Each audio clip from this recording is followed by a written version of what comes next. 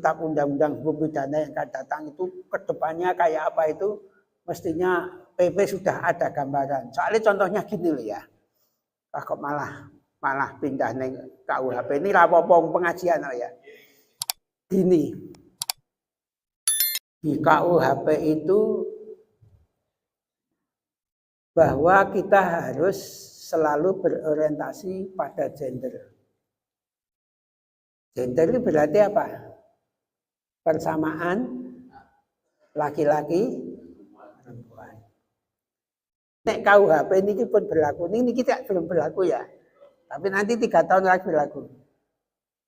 Dilalah ada masalah begini. Ada masalah begini. Ada keluarga. Keluarga itu Islam.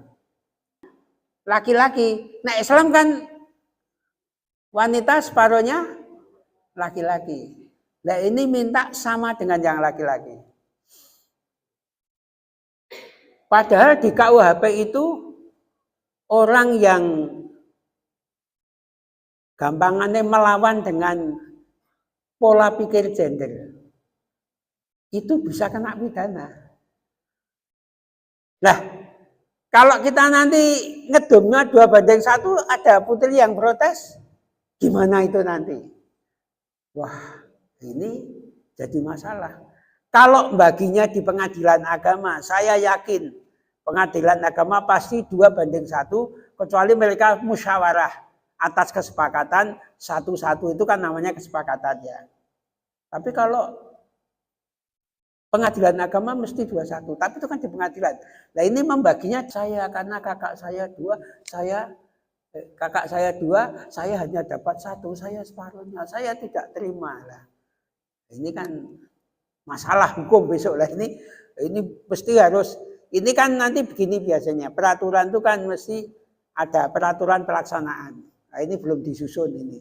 Dan nanti kita cermati betul peraturan pelaksanaan. Kalau peraturan pelaksanaannya nanti tidak sesuai dengan hukum Islam ya harus di apa? Harus di itu. Tapi ini hanya baru andaikan saja ini. Tapi saya membaca di medsos kok begitu katanya. Itu yang jadi masalah suatu saat nanti penafsirannya kalau begitu gimana? Ini kan jadi masalah. Tapi kalau masuk ke pengadilan memang tidak ada masalah. Tapi kalau di luar pengadilan apa bisa jadi masalah? Itu juga. Kemudian yang adat istiadat. Kudu sing apa? Kenceng. Ibadah sing kenceng. Nek muamalah longgar. Perbaikan longgar. Ora sah do padu. Ora sah nek dilokke ora sah bales. Itu hadisnya ada loh. Wala takhun man khonaka. Janganlah engkau khianat kepada orang yang mengkhianat. Baca kemarin. Wala takhun man khonaka. Jangan khianat kepada orang yang mengkhianati kamu. Apa itu ya? Hewan-hewan keluar semua. Wah, dionak-onak kira karuan. Oh, lu yang goblok macam-macam itu, wah jane balik ke yang anu, wah jane. Nek delok hadis iki ya wis kono kowe ngonak-onakke ya. Ani ya piye ya ra iso ya. Saya iki ngirim mulai dukung-dukungan wah pendukungnya sing didukung disenggol ya wah ngamuk ra karuan itu ya. Ini kalau sudah namanya politik gimana? Lah ini maka ini perlu penafsiran yang jelas itu. Wala takhun man khonaka. Jangan kau khianati orang yang khianat kepada kamu. Jadi kowe kuwi mbok dieleki kudu tetep ngapi. Kowe khianat ora sah bales khianat. Ini angel iki angel. Wong adok sekarang itu ya gur delok kowe sithik wah le mureng-mureng ra karone nek kono muni sak karepe dhewe ya toh. Iya toh itu yang sudah terjadi kan begitu itu. Wah nek Uranus kono mureng-mureng ra karuan. Ah monggo silahkan kalau ada yang ingin menyampaikan pendapatnya tidak harus sama dengan saya ini tukar pikiran ini kita ini seanu saja seirama apa sebanding saja ya bukan guru dan murid ini Memitran. Monggo, penjenengan berhak berpendapat juga. Silahkan. Monggo, saya kembalikan dulu. Terima kasih, Bapak Ibu,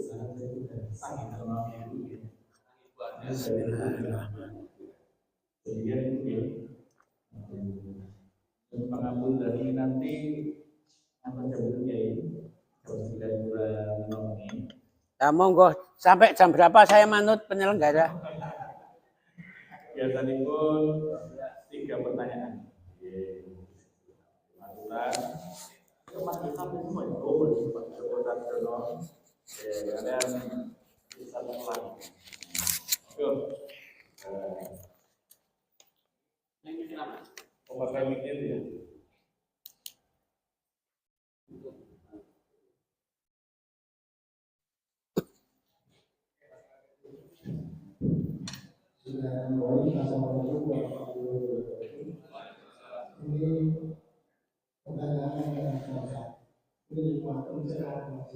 Ya.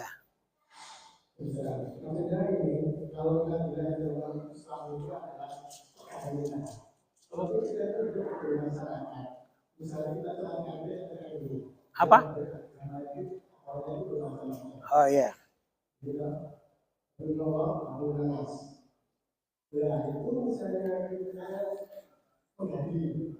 Sebagai seorang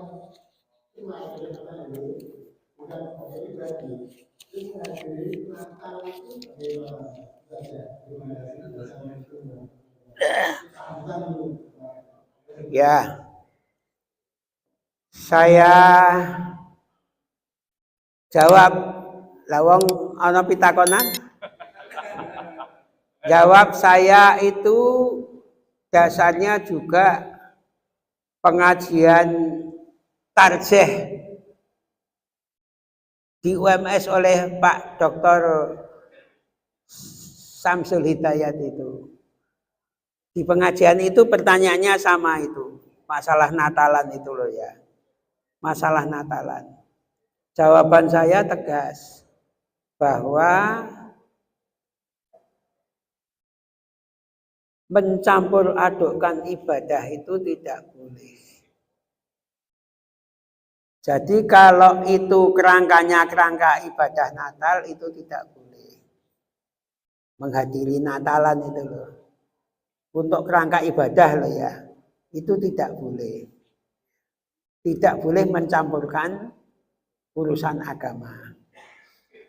Kalau yang saya tahu kata pejabat-pejabat itu, kalau yang Muslim biasanya kalau pas upacara Natalnya dia belum masuk.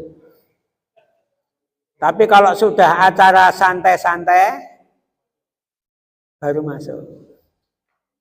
Itu yang saya pernah diberitahu gambarannya pejabat. Kan tanya ya kita tukar pikiran ya. Wah kalau Natalan tetap tidak boleh. Natal itu kan ibadah.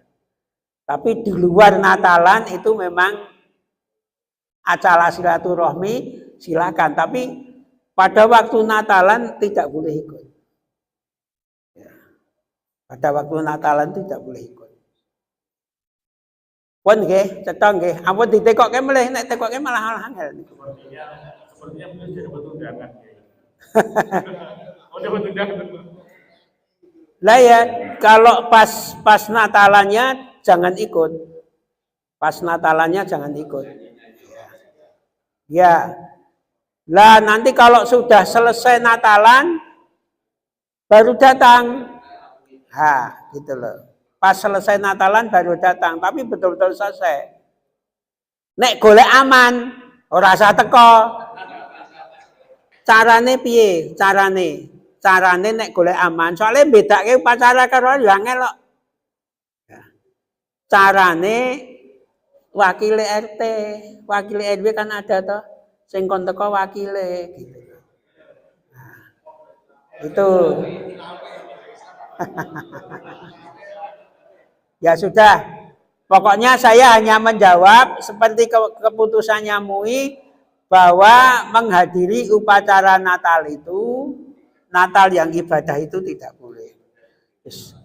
Mana ya jawaban saya? Monggo Pak Isnan. Monggo silakan. Selamat Ustaz Pak Joko Santoso ini langsung menjawab penelitian Pak. Assalamualaikum warahmatullahi wabarakatuh. Terima kasih bagi yang lain yang hormati. Kami hanya menangkap yang akhir-akhir karena di balapan malam sebelumnya macet.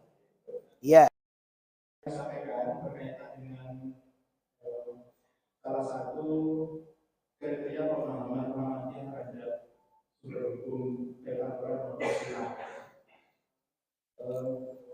Yang kami lihat ada sesuatu hal yang barangkali dari sisi sanad ilmu ini yang relatif, mohon maaf, lompatan kita agak tinggi. Kalau kita rujuk dari metodologi berpikir para ulama ini, misalnya Imam Hanafi punya dalil, Imam Syafi'i punya dalil, kemudian Ibnu Taimiyah punya dalil, Ibnu Qayyim dan seterusnya. Sementara pada yang sama, Muhammadiyah dengan arus ilatul sunnah itu seakan-akan dari sandaran ilmu ini relatif agak lompat itu, Pak Kiai. Sehingga dari sisi pemahaman metodologi ini banyak dari kawan-kawan kita yang itu relatif lebih agak tertib dan sistematis gitu. Karena mereka mencoba untuk mengkotakkan pemikiran mereka pada ulama-ulama madhab. Sehingga bagi mereka istilah itu tertutup. Sementara di saat yang sama, Muhammadiyah mencoba untuk memahami bahwa istilah itu terbuka. Hanya ini perlu dipagari menurut saya dengan sandaran-sandaran misalkan tafsir Imam ataupun ilmu mustalah hadis supaya kerangka berpikir kita itu tidak langsung merujuk pada dua sumber tadi tanpa melalui sanad keilmuan yang runtuh dan dinamis. Itu yang kami sampaikan pada Allah.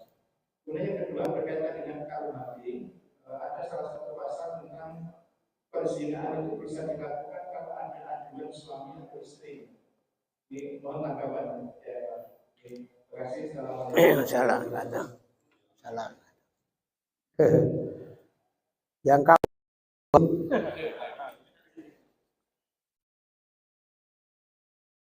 itulah sebabnya ketika KUHP itu diundangkan kan banyak protes. Sebetulnya yang memprotes itu tidak setuju dengan aturan itu. Di antaranya, ya ada berapa ya? Di antaranya. Terutama yang juga protes adalah kelompok-kelompok yang kaitannya dengan pariwisata. Kelompok-kelompok yang kaitannya dengan pariwisata.